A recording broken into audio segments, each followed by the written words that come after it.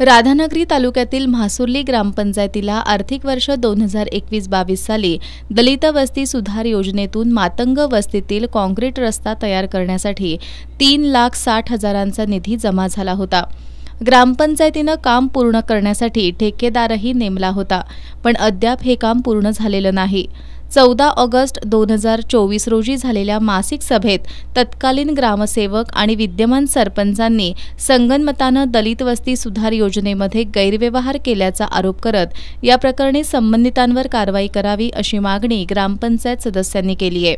2022 साली समाज कल्याण विभागाकडून दलित मातंग वस्ती इथे रस्ता मंजूर झालेला होता। 3,66,000 रुपये निधी त्याला मंजूर झालेला होता। त्याची वर्क ऑर्डर ही ग्रामपंचायतने स्वप्नील चौगले या ठेकेदारास दिली होती, करून सदरचा निधी सरपंच यांनी गैरवापर करून इतरत्र वापरलेला आहे आणि त्याचा गैरवापर केलेला आहे। त्याबद्दल आम्हाला परवा मासिक मिटिंगला कळाले। त्यानुसार आम्ही 7 जण सदस्य BDO साहेबांना तक्रार अर्ज देऊन हा रस्ता लवकरात लवकर करावा आणि हा निधी लवकर त्या रस्त्यावर खर्च करावा यासाठी आम्ही तिथे तक्रार दिलेली आणि योग्य ती कायदेशीर कारवाई करावी सांगितले।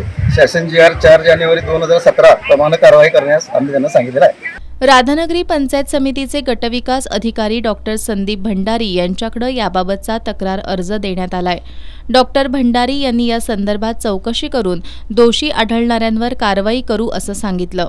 तक्रार दाखल करताना ग्रामपंचायत सदस्य राजेंद्र पाटील, संभाजी वडाम, दादू पाटील, अर्जुन जोगम, सदस्या लक्ष्मी भित्तम, योगिता मुळे, बाळाबाई अस्वले उपस्थित होते।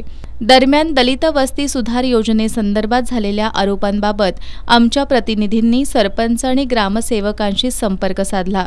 यावर सरपंचांनी ग्रामसेवकांनी योजनेच्या निधीचं नेमकं काय केलंय याची कल्पना नसल्याचं सांगितलं, तर एका ग्रामसेवकांनी योजनेचा निधी ग्रामपंचायतीकडे वर्ग झाल्यानंतर आपली बदली झाल्याचं सांगितलं, तर विद्यमान ग्रामसेवकांनी योजनेच्या निधीत गैरव्यवहार झाला नसून या योजनेचा निधी अन्य कामांवर खर्च झाला असल्याचं सांगितलंय।